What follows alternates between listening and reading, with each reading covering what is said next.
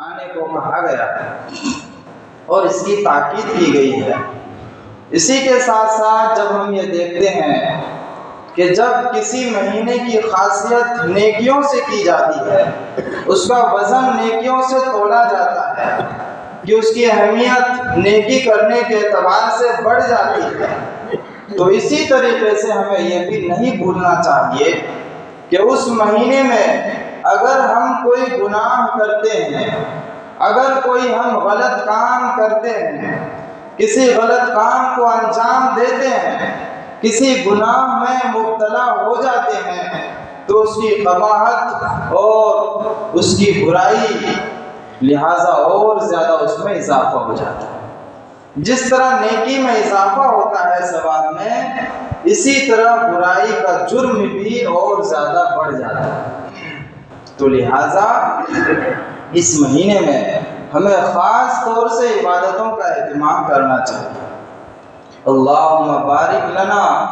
فی رجب و شعبان و بلغنا رمضان۔ اللہ کے رسول صلی اللہ علیہ وسلم فرمایا کرتے تھے اس مہینے کا چاند دیکھنے کے بعد کہ اللہ ہمارے لیے رجب اور شعبان میں برکت رکھے اور ہمیں رمضان تک پہنچا دے، کیونکہ سلسلہ وار جو ہے اس کے بعد شعبان کا مہینہ ہے جس میں رمضان کی تیاری ہے، پھر اس کے بعد رمضان کا بابرکت مہینہ ہمارے سامنے آ رہا ہے۔ اس کی تیاری جو ہے اللہ کے رسول صلی اللہ علیہ وسلم اسی مہینے سے کر دیا کرتے تھے۔ صحابہ کرام کے معمولات میں بھی اضافہ ہو جاتا تھا اور زیادہ نوافل کی کثرت ہو جاتی تھی، قرآن کی تلاوتوں میں اضافہ ہوتا تھا، ذکر و اذکار اور تسبیحات، درود اور وظائف میں بھی اضافہ ہوتا تھا۔ لہٰذا اس طور سے ہمیں بھی اس کا اہتمام کرنا چاہیے۔ اس مہینے کے ساتھ ایک خاصیت جو اشہر حرم کی جڑی ہوئی ہے کہ حضرت آدم علیہ نبینا علیہ السلام اور دیگر انبیاء کرام کے زمانے میں بھی اس کی حرمت رہی کہ اس زمانے میں کوئی قتل و غارت گری نہیں ہوگی، کوئی خون خرابہ نہیں ہوگا، کوئی فساد نہیں ہوگا، کوئی لڑائی جھگڑا نہیں ہوگا، ہر ایک چیز سے اس مہینے میں بچا جائے گا، نیکیوں کے معمول میں اضافہ کیا جائے گا، اس کی تاکید جو ہے کی جاتی ہے۔ لیکن کوئی خاص معمول اور خاص اوراق، خاص وظائف کا تذکرہ نہیں ہے۔ اپنے اپنے اعتبار سے، اپنے اپنے ایمان کی سطح کے اعتبار سے انسان عبادتوں میں مشغول ہو کر اللہ کو راضی کرنے والے اعمال سے جڑ جائے، صرف اتنا کافی ہے۔ جو خاص چیزوں کا ذکر انسان کرتا ہے وہ ساری چیزیں بدعتوں میں شامل ہو جاتی ہے، انسان ان کو اپنی طرف سے ایجاد کرتا ہے، لیکن احادیث میں اس مہینے میں کوئی خاص چیز خاص عبادات میں شامل ہونا ضروری نہیں ہے۔ اس کے ساتھ ساتھ اسی مہینے میں ایک مبارک سفر اور مبارک واقعہ بھی پیش آیا ہے جس کو ہم اور آپ سفر معراج کے نام سے جانتے ہیں۔ واقعہ معراج اور سفر معراج جو ہے بالکل حقیقت ہے، اس کی تفصیل سب سے پہلے ہمارے سامنے قرآن پیش کر رہا ہے۔ سبحان الذی اسری بعبدہ لیلا من المسجد الحرام الی المسجد الاقصی الذی بارکنا حولہ لنریہ من آیاتنا۔ پاک ہے وہ ذات کہ جو اپنے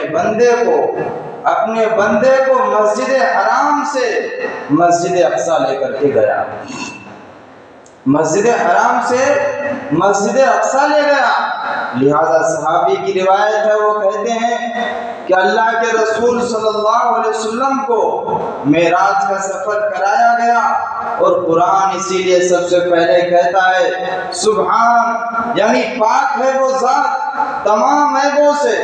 جس کی سوچ ہماری کام کرتی ہے اس سوچ سے بالا تر ہے، ہمارے ذہن سے بالا تر ہے،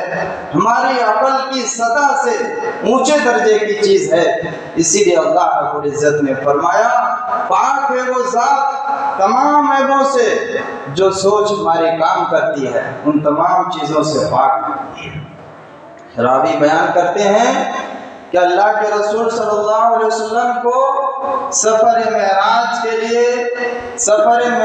کے لیے جبرائیل علیہ السلام تشریف لے کر کے آئے،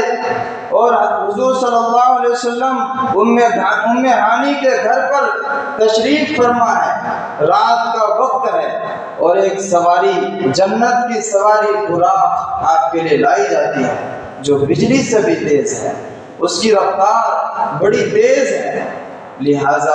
اللہ کے رسول صلی اللہ علیہ وسلم کے پاس وہ سواری لائی جاتی ہے، جبرائیل علیہ السلام آتے ہیں اور پھر راوی بیان کرتے ہیں کہ اللہ کے رسول کو لے کر کے گئے، سب سے پہلے مسجد حرام لے کر کے گئے، مسجد حرام میں آپ کے دل کو نکال کر کے آب زمزم سے دھویا گیا، آب زمزم سے آپ کے دل کو صاف کیا گیا، اور جنت کی تشت میں تھال میں آپ کے دل کو رکھ کر کے اچھی طرح آب زمزم سے دھو کر کے پھر دوبارہ سے ڈال دیا گیا، اور پھر اس کے بعد سب سے پہلے مسجد حرام سے مسجد اقصی تشریف لے گئے۔ کون سی مسجد اقصی؟ جو ہمارا قبلہ اول ہے، بیت المقدس ہے، سب سے پہلے جو ہمارا قبلہ تھا بیت المقدس تھا۔ جبرائیل علیہ السلام سیدنا حضور صلی اللہ علیہ وسلم کو لے کر کے جاتے ہیں، اللہ کے رسول دیکھتے ہیں کہ ہمارے سامنے بڑا مجمع ہے، بہت سارے افراد ہیں، اللہ کے رسول صلی اللہ علیہ وسلم کو حکم ملتا ہے اے محمد امامت کیجئے، ان سب کو نماز پڑھائیے۔ اللہ کے رسول صلی اللہ علیہ وسلم آگے نہیں بڑھتے ہیں، لیکن جبرائیل علیہ السلام ہاتھ پکڑ کر کے آگے کرتے ہیں اور کہتے ہیں کہ آپ کے سامنے جتنے افراد نظر آ رہے ہیں یہ آدم علیہ نبینا علیہ السلام سے لے کر اب تک کے تمام انبیاء کرام ہیں، آپ کو جو ہے ان کی امامت کرنی ہے، آپ کو ان کی امامت کرنی ہے، ان کو نماز پڑھنا ہے۔ اللہ کے رسول صلی اللہ علیہ وسلم نے تمام انبیاء کرام کی امامت کی، کیونکہ آپ کو ختم الرسل کہا گیا اور تمام نبیوں میں افضل کہا گیا، اسی لیے اللہ کے رسول کو یہ اعلیٰ مقام جو ہے جسمانی طور پر کیا گیا، یہ سفر معراج جو ہے جسمانی طور پر آپ کو لے جایا گیا۔ پھر اس کے بعد آپ نے اس راستے میں راوی بیان کرتے ہیں کہ بہت سارے افراد کے پاس سے اللہ کے رسول کا گزر ہوا، بہت سارے لوگوں کے پاس سے اللہ کے رسول کا گزر ہوا، اور پھر وہاں سے اس بیت المقدس سے اللہ کے رسول صلی اللہ علیہ وسلم کو ساتواں آسمان پر لے جایا گیا۔ سب سے پہلے آسمان پر گئے تو آدم علیہ السلام سے ملاقات ہوئی، پھر اس کے بعد سلسلہ وار حضرت ادریس علیہ السلام، حضرت یحییٰ علیہ السلام، جیسے ہی دروازہ کھٹکھٹایا تو فرشتہ پوچھتا ہے کہ کون ہے؟ کہتا میں جبرائیل ہوں۔ تو پوچھتے ہیں کہ آپ کے ساتھ کون ہے؟ ومن معک؟ تو جبرائیل علیہ السلام کہتے ہیں ہم سب کے آخری نبی حضرت محمد صلی اللہ علیہ وسلم۔ تو اس وقت جو ہے فوراً دروازہ کھول دیا جاتا ہے، وہاں پر کہتے ہیں صلی علی نبینا علیہ السلام۔ پھر اس کے بعد آپ سلسلہ وار پیغمبروں سے ملتے چلے جاتے ہیں، موسیٰ علیہ السلام سے ملاقات ہوتی ہے، اور سب سے اخیر میں حضرت ابراہیم علیہ السلام جو جد امجد ہیں ان سے ملاقات ہوتی ہے، اور پھر اس کے بعد آپ کو سدرۃ المنتہا تک کا سفر کرایا جاتا ہے، سدرۃ المنتہا تک سفر کرایا جاتا ہے۔ پھر اس کے بعد جبرائیل علیہ السلام کہتے ہیں اے اللہ کے حبیب اب میں اس سے آگے نہیں جا سکتا، اس سے آگے میری طاقت نہیں ہے، اب اس سے آگے میں نہیں جا سکتا۔ اور پھر سدرۃ المنتہا کے بعد اللہ رب العزت کا دیدار کیا جاتا ہے۔ دیدار کے تعلق سے مختلف روایات ہیں، لیکن ہم ان کو جھوٹ بھی نہیں کہہ سکتے، روایات بہت ساری ہیں۔ اللہ کے رسول صلی اللہ علیہ وسلم کا یہ معراج کا روحانی سفر بہت زیادہ اہمیت کا حامل ہے۔ اللہ کے رسول جب فوراً کچھ ہی لمحوں میں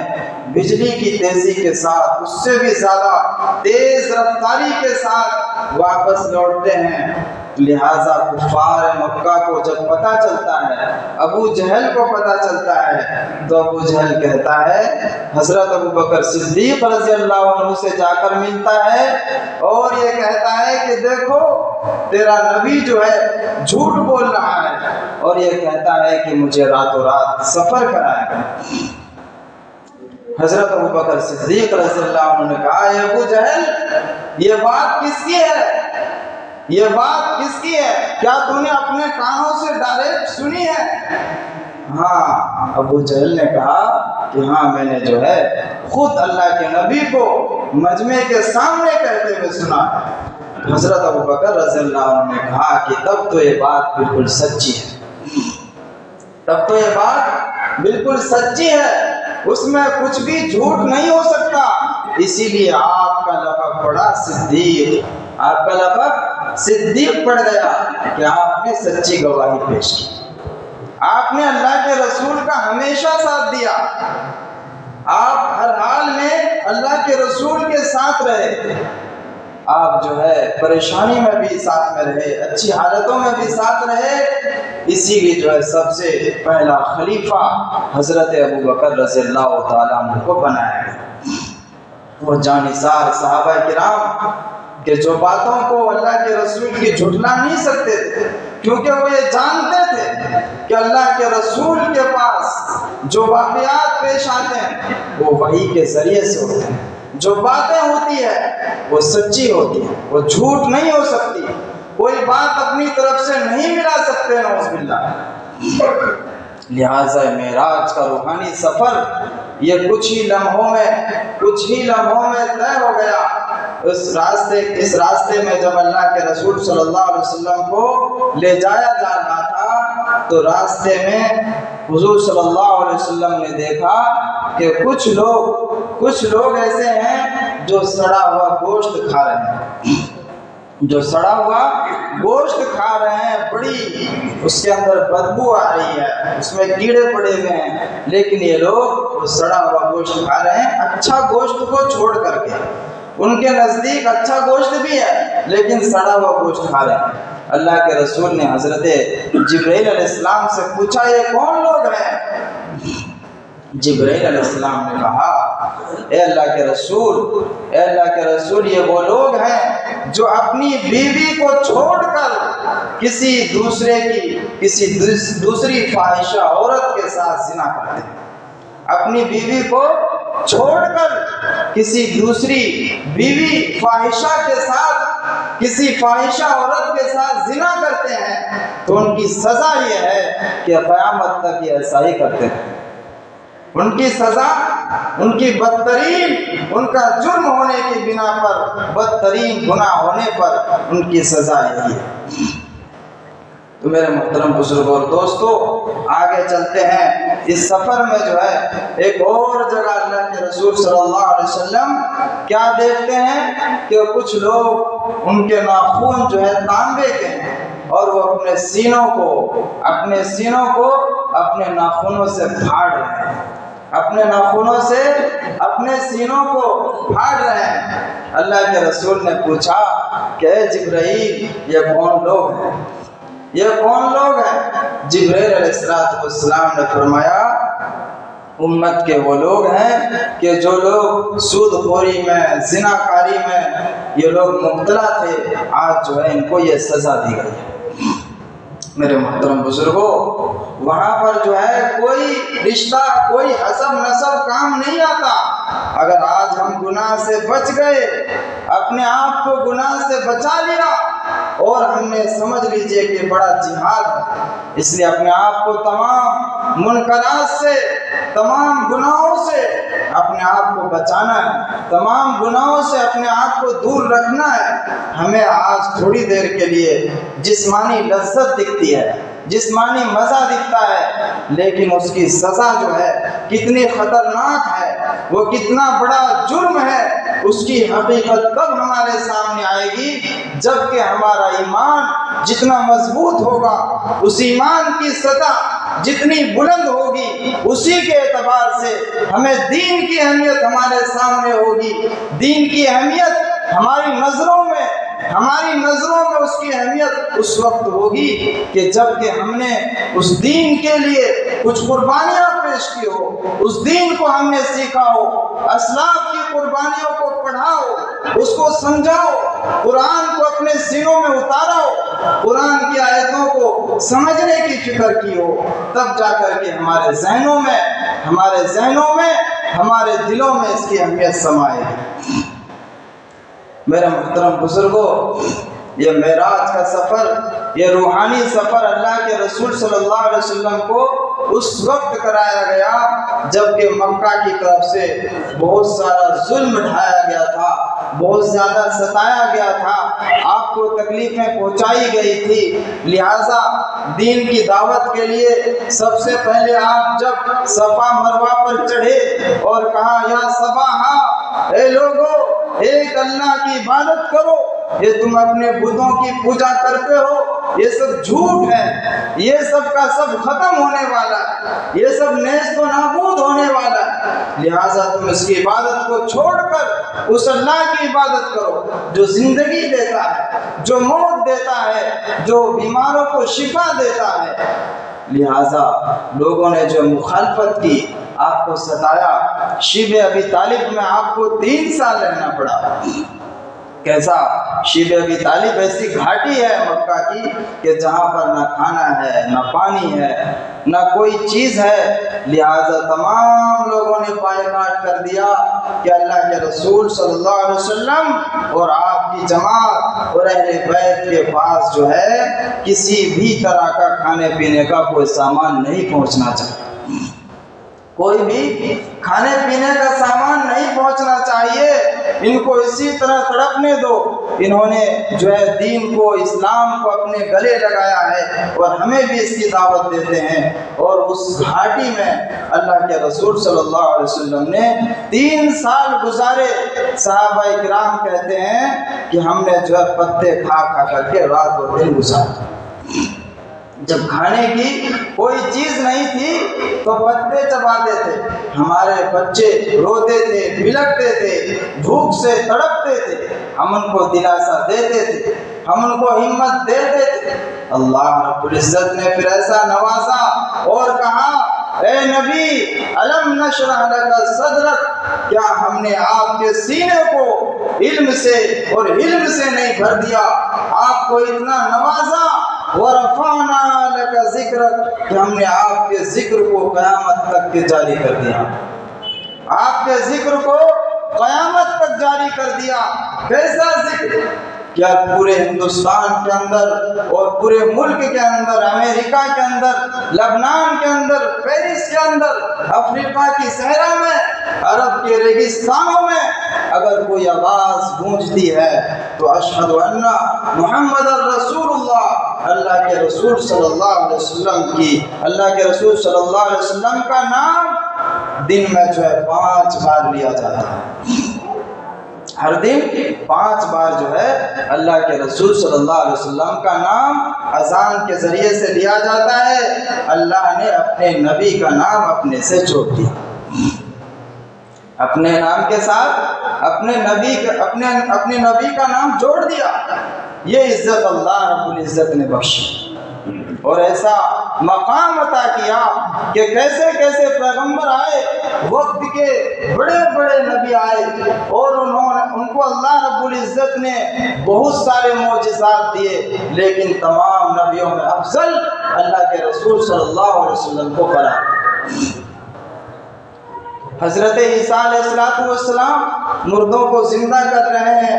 مردوں کو زندہ کر رہے ہیں، اور اسی طریقے سے حضرت موسیٰ علیہ السلام جو ہے زمین پر لاٹھی رکھ رہے ہیں، وہ جو ہے سانپ بن رہا ہے، اژدہا بن رہا ہے۔ ایسے ایسے معجزے اللہ رب العزت نے نبیوں کو دیا، لیکن اللہ رب العزت نے جو مقام اللہ کے رسول کو دیا وہ تمام نبیوں میں افضل اور اعلیٰ مقام عطا فرمایا۔ میرے محترم بزرگوں اور دوستو، ہمیں یہ بات یاد رکھنی چاہیے کہ یہ واقعہ معراج کب پیش آیا، کس سال پیش آیا، کس تاریخ میں پیش آیا، کس دن پیش آیا، اس کے بارے میں مختلف روایات ہیں، الگ الگ کتابوں میں الگ الگ تاریخیں مذکور ہے۔ اس لیے ہمیں اس کے تعلق سے جو بدعتیں ہوتی ہیں ان تمام چیزوں سے دور رہنا چاہیے، اور اس معراج کے سفر میں جو اللہ کے رسول صلی اللہ علیہ وسلم کو تحفہ عنایت کیا گیا اور جو ہدیہ آپ کو پیش کیا گیا، آسمان پر بلا کر کے جو آپ کو ہدیہ پیش کیا گیا، وہ سب سے اعلیٰ ہدیہ اور تحفہ اور سب سے اونچا جو گفٹ دیا گیا اللہ کے رسول صلی اللہ علیہ وسلم کو، وہ نماز کا ہدیہ دیا۔ اس کے مطابق ہمیں عمل کرنا ہے۔ یہ نماز تو زمین پر بھی دی جا سکتی ہے، یہ نماز تو شریعت نازل کر کے اتاری جا سکتی تھی، وحی کے ذریعے سے بھی آپ کو پیغام دیا جا سکتا تھا، لیکن اللہ رب العزت نے اس نماز کے مقام کو اتنا زیادہ کیونکہ بڑھانا تھا، اس لیے اللہ رب العزت نے اپنے حبیب کو آسمانی سفر پر بلا کر یہ کہا، اے میرے حبیب، میں تجھے ایک بہت اونچے درجے کی چیز دینا چاہتا ہوں جس کے ذریعے سے تمہاری امت جو ہے بلند مقام حاصل کرے گی، اور وہ نماز کا ہدیہ ہے۔ الصلاۃ معراج المومنین، کہ نماز مومنوں کی معراج ہے، بلندی پر پہنچانے والی ہے، لیکن ہم نے جو ہے اس نماز کے ساتھ اتنا کھیل کیا ہے، اتنا مذاق کیا ہے کہ ہماری حیثیت جو ہے باقی نہیں رہی۔ جو میں سر پر سجدہ ہوا کبھی تو زمین سے آنے لگی صدا، تیرا دل تو ہے صنم آشنا، تجھے کیا ملے گا نماز میں۔ کہ نماز کی، ہماری نماز کی کیفیت ایسی ہے، بہت سے کہتے ہیں حضرت ہم کئی سال سے نماز پڑھ رہے ہیں، کچھ بھی نہیں ہو رہا۔ کہاں سے ہوگا؟ اس نماز کے اندر جان پیدا کرنا ہے، اس نماز کے اندر طاقت پیدا کرنی ہے، اس نماز کے اندر طاقت جب پیدا ہوگی جب اس نماز میں خوشی اور خضوع ہوگا، کہ جب ہم سجدے میں گرتے ہیں تو زمین کہتی ہے